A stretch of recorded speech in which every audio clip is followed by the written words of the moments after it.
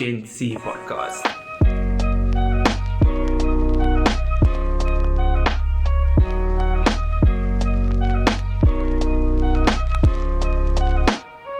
Welcome to the GenC Podcast.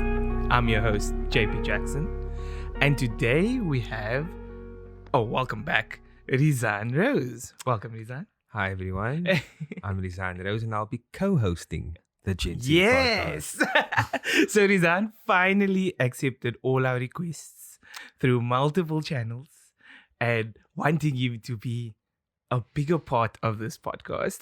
And he has graciously accepted at this point. What are your comments on that, Rizan? First of all, you are catching me on camera, and now I have to pretend like you invited me all this time. But you okay, you know what? I'm happy to be here. That's all that matters. So, what are we going to talk about today, JP? So, we have the reflection part. So, we're going to chat through what we've done on this platform before. Some episodes that maybe triggered some emotions or made you think a little. Then we're going to introduce a new segment, being the What's in the Bowl. It's purely hypothetical, but I'll leave that up to you. Okay. And then we'll just end it off with, the GenC manner on what's our grateful thought. Okay. So, I think for me, sort of experiencing this podcast and being your first guest. Yes, OG. It was fun, moving the conversation forward. But before we get into the guests, I do actually want to address some of the things that you sat here and said to us. One-on-one. Yeah, the to the world. The JP Jackson experience. And of those sort of initial segments, which of those do you feel like, was, I don't know, the most difficult to mention out there? Yeah. Because I understand that some of them you were like, nah, let's not cut. Cut. Yeah. Kill it. Yeah, which one do you feel like probably shouldn't have put that out there? Yeah. So the one where I speak about my dad, for example, and that was really tough to do. Yeah. And also very tough to put out there because the minute it was the next in the lineup, I had to chat to my father beforehand and be this is going out. Like a journalist, a press release, listen, any comments? Yeah. So, by the way, what did your dad say about that episode? So my dad is very supportive in what I do. And he wasn't, on the one hand, he didn't want me to say it. Okay. But he also understood where it came from. Yeah. And also post that episode, he's understood the whole flow of the podcast and what we're trying to, the messaging we're trying to put out there. So it was almost like he then took it on. He's like, it's just part of the lesson. Yeah. But it wasn't easy. So we have the same dad. Because we're in this together. My dad also, went through a similar thing. I have a whole sister to prove it.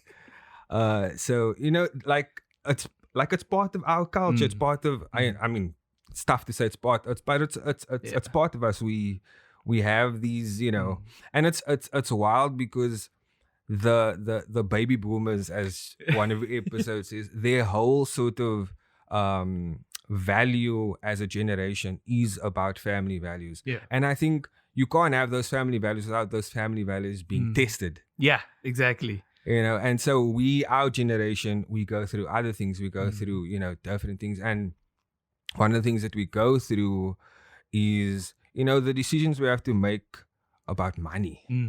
Right? And our most recent guest, is someone that I hold very dear to my heart, Mr. Basa. Yeah. And his video was a good sort of launchpad for people that want to know, how do we sort of get out of a pandemic? Yeah. How do we sort of, is studying the way to go? Should we run a business? What do we do about our future and stuff like that? So which of the guests I don't know. that's it. I'm not like. No.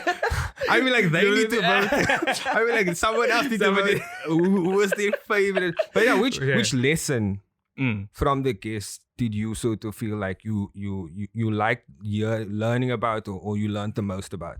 So to be fair, there isn't one guest that I can like point at and say this person had the best lesson. Yeah, because like every time I chat to them, and even though a lot of them are like my friends, like genuine friends, and their story I've either followed or been a part of, but just to hear it from them has been such a like, you actually quite you can look back and be like, you did something great here, and you worked through something amazing, and it's that feeling that we can do it. Like we can push through it, and that we have like these various mechanisms other than what you were told to do to deal with things. Because I mean, my mother, for example, was talking to me about how she now is able to deal with things, whereas in the 50 odd years that she's been on Earth, she was never taught how to deal with something. And I feel like, why should this be a select few that just know how to do it? Okay. And then there's also some that just like clearly don't have the tools, but maybe we should just present it to them in a different way. And for you? I'm not afraid to name drop. You have to sit across from these people. I can be the villain on the show. That's not my name on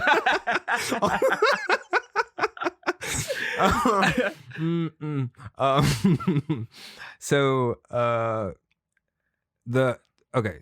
I feel like unequivocally the most impactful was Tane's episode. Mm-hmm.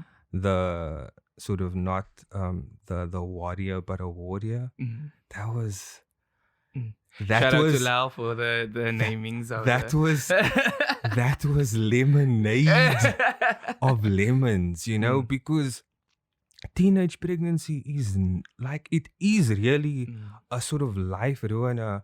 And I'm obviously a guy, so what the hell do I know? But women continuously show us like, nah, what are these sort of like, roles and standards that you have? Nah, we're gonna surpass all of this. So that was amazing. Genevieve's her sort of triumph and stuff, because I was we went to primary school together. Correct. I went to high school with her. And no, this is not a settlers pod. It is a settlers pod. So like just sort of that way what you had to go through. I think that's very important. I'm still scared to admit some of the stuff that I've been through. Like for example, I quit masters, which isn't like a fun story to tell. That's not. But stay tuned, it will come up. And have your friends like tell you, nah, but I don't even know where you are. Like, can you just like, And so I actually, when I quit, some of my friends were like genuinely like happy for me, and then you get your parents and like. But Max, like you've never quit anything in your life. Mama didn't raise no quitter. Yeah, rough Jordan. And then I think, on that sort of segue to Courtney's video. Yeah. That was also like a tough episode, but it was still very, very, very enjoyable, because look where she's now. Courtney Love. What's up? I'm villaining fully. I'm villaining. You named it. I was gonna ask you which episode did you not enjoy, but now I'm not gonna do that. Not gonna do that. Yes. I feel like we should still keep. Let's. I enjoyed all the episodes. I won't, But to be fair, even myself, when I started this, I had zero broadcasting experience, almost conversation experience. So Peculiar flicks, but nevertheless. So we, so it was new to me as well. Yeah. And the lessons that were learned in almost every step was like, just do it. Yeah. I'm not going to be perfect. I'm not going to be the best at it. I'm still not the best at it. But the more I do it, the more we engage with it, the easier it then becomes. And then for me, it's purely and should always be about the messaging. Yeah. What are we trying to put out there? Yeah. So that the audience or the person that receives it gets what you're trying to send out. And so that's why myself and JP, that's how we're doing this. And we've been fortunate enough to have people drive the stories in the first few sort of episodes. And now we're trying to let the stories, the themes, the topics that we as colored millennials, as a colored Muslim, a colored Christian, as you should. And what we go through. I mean, we need like a third chair for a colored, atheist or something. Because I don't know if you're gonna get like a.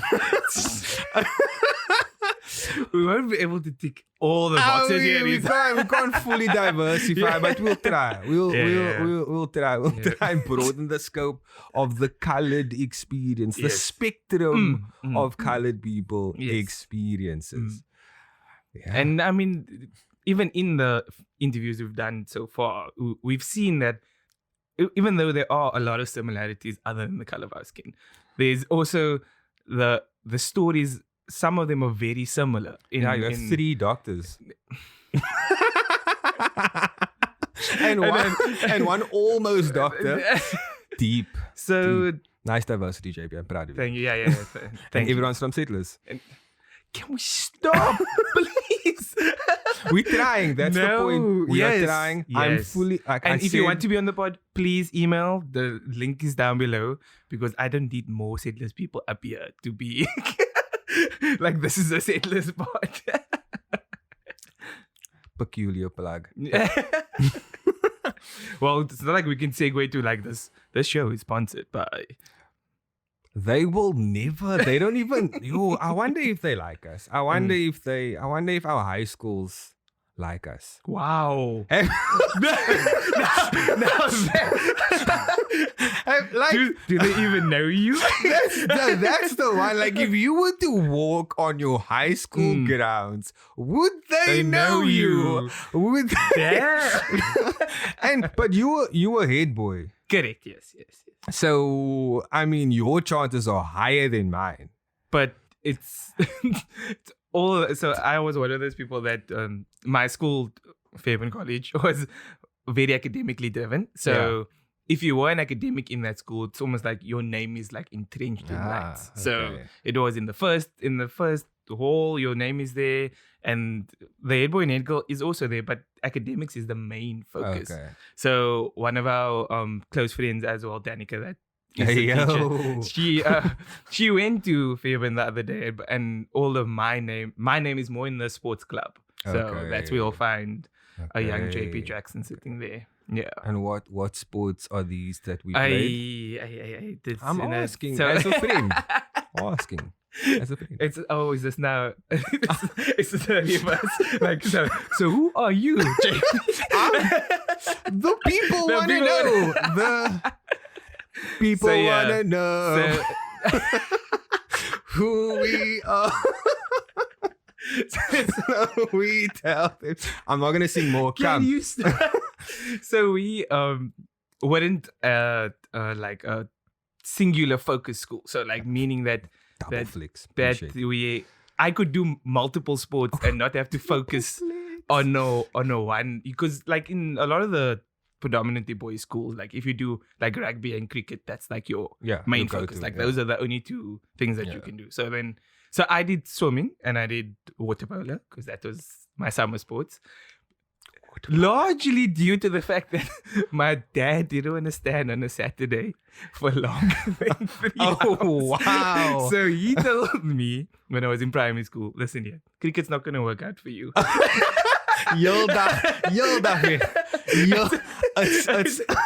one innings and a break and another.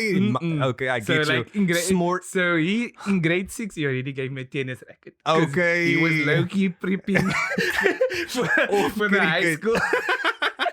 It was like, you're not going to get to cricket. yo, So that's then definite. I didn't. So then I joined doing swimming. So then did swimming, but then water polo was also an option. So then those were the two that I did, and I do enjoy rugby. Yeah, very much. Still play it now. Yeah.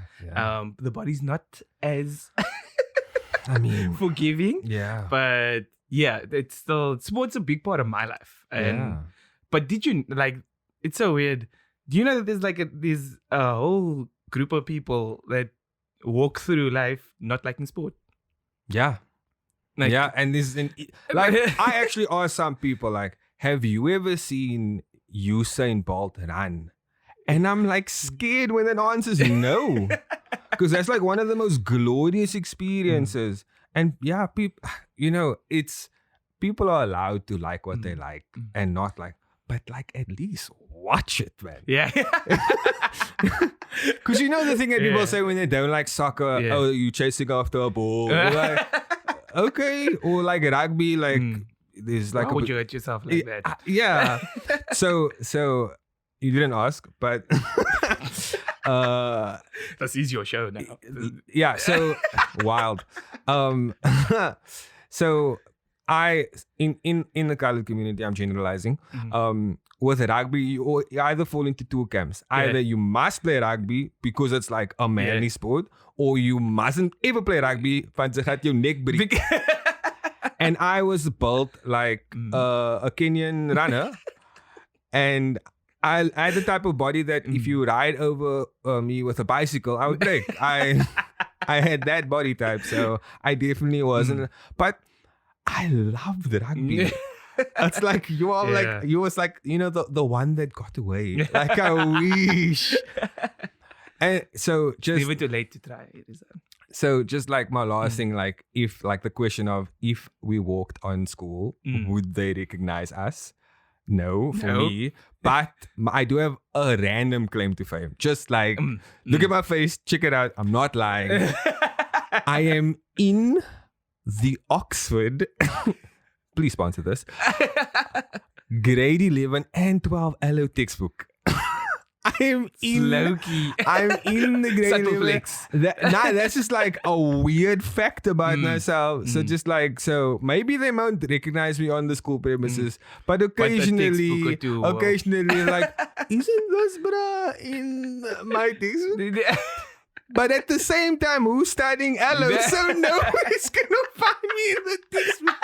So that's how I'm just like letting people know. Yeah. Claim to. It's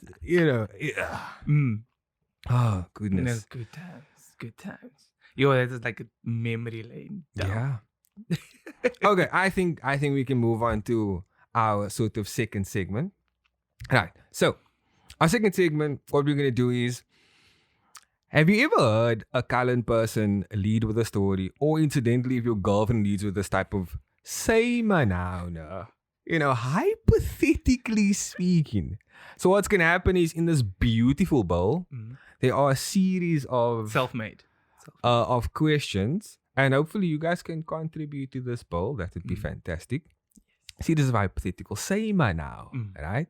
And so we're just going to sort of go through a few of these. Okay, so JP. Say now, South Africa had a colored auntie for president.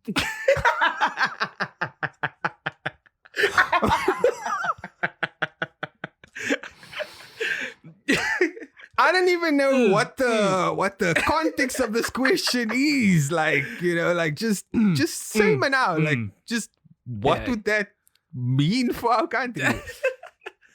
Oh wow. Minister of Tapo.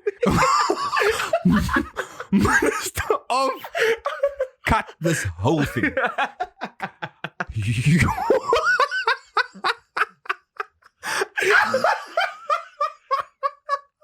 Minister of Tapo.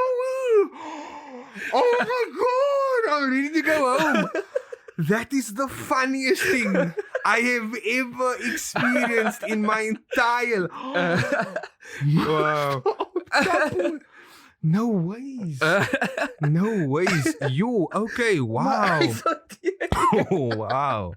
Wow. So I will say, in the pros column, there's no one scary. Yeah. Scarier than a Caledon. That afterlap that's wet that they moody with is different. The fact that the slipper throw can bend around corners, that's wanted energy, that matrix slipper, that's different. Do you think she'll bring back corporal punishment then? I don't know if that's the T. I feel like corporal punishment is a bit racist. Like, I feel like there's Even an with element. the slipper. There's an element of because I feel like when a mother beats you, it's actually out of love. Oh, that's what we would like to believe. The trauma says so. That's because she loved me. Different. The good book. Oh, wait, that's a different. I'm just going to move on to the next question. Your minister of I'm so Tupperware. sorry. And it's the first I hope you go viral for that. The first thing that came to mind. I hope you go viral for that. Say my now, no? South Africa could host another big sporting event. What would you like to see? Okay, this is a bit more mellowed down. Nothing aggressive. I'll repeat the question. Big sporting event. Remember 2010 World Cup? Yeah. Life changing. So good. So good. The corruption. Oh. Is that your takeaway? The corruption. The corruption. Oh my. The vuvuzela. It is such a good time. But yeah. To be honest, the one sporting event I would really like to see in South Africa is like Formula One. Yes. Because I feel like we've had rugby. The petrol price is so high, but yes. We've had all the others, but we haven't had a Formula One race in Africa. Oh, in my time at least. No. Maybe definitely. back in the day. It's coming. Fingers crossed. Fingers crossed. Like, make dua. Like, come on. Sacrifice a sheep or so. Like, we can get the Formula One. Because they are branching out. The popularity is growing. Yeah. Mine, though, is, especially because we have the Greenpoint Stadium in Cape Town. I would like, they could actually have the Formula One like in town. I feel like this is the plan, is an Olympics. Oh. Because I feel like they can have like, that CTICC there and stuff. They can have all the gymnastics and stuff in that big hall. And then they can have the track at I planned the whole thing. They can hire us. They can IOC. they can. Let's see. This is ask the question. Like, hypothetically, can we fix the ESCOM problem? Yo, this is brought to you by load shedding. Yeah. My word. Do you think it's I don't even know what the ESCOM problem is. I just know that it's a problem. So because it went from the coal is wet to machines breaking down, a power plant that was going to be finished now not producing energy, so it's like almost like, okay, it's like patch and solution. Diffs. This one, and then something else pops up. This one, and something else comes up. But it's like, do you have to like overhaul the whole system, or do you have to like introduce new avenues? What's your take? Your body. So like, okay, first of all, I don't work for the energy sector, so this is like an opinion. Yeah. But what I understand is the load that, so there's so many more houses being built, there's so many more infrastructure being made, and so that load for electricity is greater, and we just like one monopoly of power. And I think just they need to be open to, maybe demonopolizing, is that a word? Just allowing other sort of competitors to have energy and stuff. And like the biggest peeve is like if you drive in like South Africa, not Cape Town, but just out of Cape Town, there's so much space for like solar panels and like wind turbines. It's like space, and like I don't know. I don't know what the problem is, but it's a problem. And then it's weird is once they decide, okay, we're gonna do geothermal energy, so much just like geothermal, very random, nah? What is geothermal? I mean, just for the... What is geothermal? It's like they use the Earth's core to heat, like for heat. You sure you're not in the energy sector? I'm not. I could be wrong. Actually, I could be waffling right now. Facts. Is like the power lines have a shelf life, so that needs to be replaced, like nationwide. Like all these, like the different, like and I don't know if they make provisions for that. Next question. Ooh, I like this one. Say my now, nah.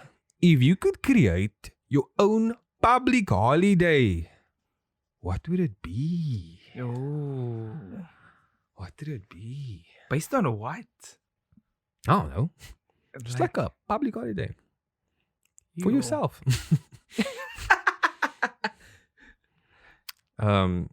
If Man United can win another trophy. Okay. Wow. Too soon. I'd like a day off. I'd like a day off for that. Just to like recover from. But would you want it to be something sentimental or something that is just convenient? So like, I would want to put a public holiday that it strategically always falls on a Sunday. Oh, like a convenient, like a convenient public holiday. Then Mondays is up. Okay, so clever. like the public holiday doesn't matter what it is. Exactly. I just want okay. So like for me, it would be that sort of day, but it shouldn't just be like a JP day. It must be like for something, like National Convenient Day. We can just low key reset. And then it has to be like somewhere like in, because we know like South Africa is very front loaded with holidays. So it's like April, May, then you're like, oh, I'm that few long weekends and you can't work June and like all those things. So I need like in August, I need a convenient public holiday to like reset me to push to December. Okay. Now, I don't even like care about my suggestion. I want what JP wants. And I think just like all of you watching, answer that question for us. If you could have a public holiday, what would it be? And just like go boss. Yeah. Like go boss. I feel like we can do one more. Yeah, one more. I feel like this is deep. I don't know if you can answer this, but let's see. Okay. Not that you can't answer this. It's just okay. Say my now. Should South Africa have one official language? Because we have like 11. You know what I mean? But then how do you decide which one? Because surveys show that the most spoken language is Afrikaans. But that's because of the Who's taking these surveys, man? No, but that's because of the agriculture. Okay. And there's a lot of even though they are predominantly Black people that stay on the farms, they understand Afrikaans because it helps them to work. So it's not actually English. And then from they obviously spoken your indigenous language, the Xhosas, the Zulus, and those are like spoken in-house. Yeah. But most widely is Afrikaans, based on the last one. Might have been updated. Don't know. But so how would you decide from 11 which one would be the one? I feel like that's a bit like a sketchy question for me. I just want to know, should they? Am I not going too far? You just want to know whether we should go one. I'm like, because I feel like that I was ready to be a villain, but that just feels sketchy because I can just like mess with the whole tribes. I'm like, in the belly, exactly. no. Chwane, you're out. Like what? Like the violation. But I don't think, because we're such a multiracial country, I feel like the languages contribute to that. It contributes to the fact that we are so diverse. I just like, okay, this is what I'll say. The question, okay, the sort of emphasis on the question is, should they have one official? I feel like we have 11 official. You know what I mean? Like you get countries where they speak other languages, but the main language of the country is so and so. Yeah. And I feel like we should then have like an amalgam or like a pseudo language or something. Do you know it should be our official language? Sign language. That sign language interpreters that's next to Cyril are fire. that lady that raves so, man. She's my favorite. Like whoever you are, and when I love Cyril you. was tuning in every week, you get to see her Oh, doing a thing, doing her best work. And then that fake one that was at the funeral. Yeah. Oof. Yeah, but that fake one was funny. I feel like that should be our official, like one official just sign. Because that also gets us ready for like the zombie apocalypse, man. Who knows? I'm just saying. Who knows? I feel like I had fun with this segment. I feel like I had so much fun. That was really good. That was really good. And thank you. Thank you for the contributions. So what GenC's like wrapping up way has been is the final thoughts. Yeah. So what, almost like a reflective. Yeah. What would you tell your younger self? But obviously with this new 2.0 version, we now need to introduce something new. Yeah. So what comes to mind there is the grateful thought. And the background around this is Rizan and I do a one-on-one every 2 weeks where we check in with each other and we speak about our goals for the next week. We drive accountability. He gives us, he lays it down. I see it through another lens. I tell him some of the things that I'm dealing with. And then he's like, okay, cool. This is something that I can see that can assist. And we always end those one-on-ones with a grateful thought. What is the one thing that this week or the next 2 weeks, what is the one thing that you are grateful for? Yeah. So first of all, the way JP characterized our relationship was different. But thanks. JP gives me advice. I annoy him on a Monday morning. Yeah. So usually I always struggle with this for some reason. Just what am I grateful for? And I think, like, first of all, in this moment, I'm grateful for this platform, this opportunity to talk nonsense with a friend and with all of you. I feel like that's the freedom that we have to do that is so nice. And also just it's fun. It's fun. And then on a different note, wow. What am I grateful? Okay, this is rude, but I am grateful that Liverpool didn't win the quadruple. Because I would have been done with football. Just on that comma, I'm grateful that Arsenal didn't finish top 4 because I would have been super down with football. So that's just like my biases. So yeah, I'm just it's a good time that they didn't win. I'm sorry. Also not sorry. But yeah, JP, take the mic away from me. What are you grateful for this week? Think in the past week, Kelly, my wife, her grandmother turned 80. Oh, yes. And usually when someone turns that age, you like, it's super like, how did they make it? What's the secret sauce? How do you get to that point? And you like, the one thing that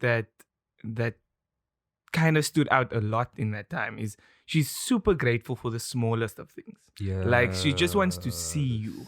She wants to spend time with you. And like, sometimes when I go through whatever I'm going through in that moment, it makes me just throw back. Okay. And makes me feel, like this is more important than that thing that you're thinking about. Okay. And like when she gets to that point and Granny, no, Auntie Denise is... Granny's fine.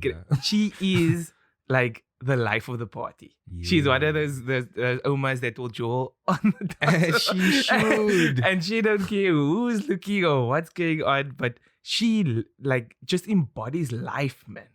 Okay. And for me, I hope to also at 80 just embody life. Again, make dua. And and that's what I'm grateful. I'm grateful for her Okay. I was very grateful for her during this time, but also grateful that I have this opportunity Yeah. to love That's beautiful. and do things the way we want to do it. Yes. Yeah. Yes. So, yeah, and on side note, since you had your one first, thank you for accepting. Because I think from a personal perspective, this was always the plan. Okay. So this was always the way I thought the podcast was going to be. We had to keep the certain format so that we could develop, we could be better. Yeah. But discussions and topics like this is what I want to do. Yeah. And I really see this going forward that it will be great. Because even if, and I've said this before, even if we do not reach star heights, Yeah. I think this is super important. Yeah. And I enjoy doing this with you. Yeah. This is not. It's not the time, JP. Off camera, please. So as co-host, fire away. Okay. If you like this episode, like, share, subscribe, and most importantly, comment. Tell your friends, tell everyone, your mommy, your auntie, all of them. And we out. Peace.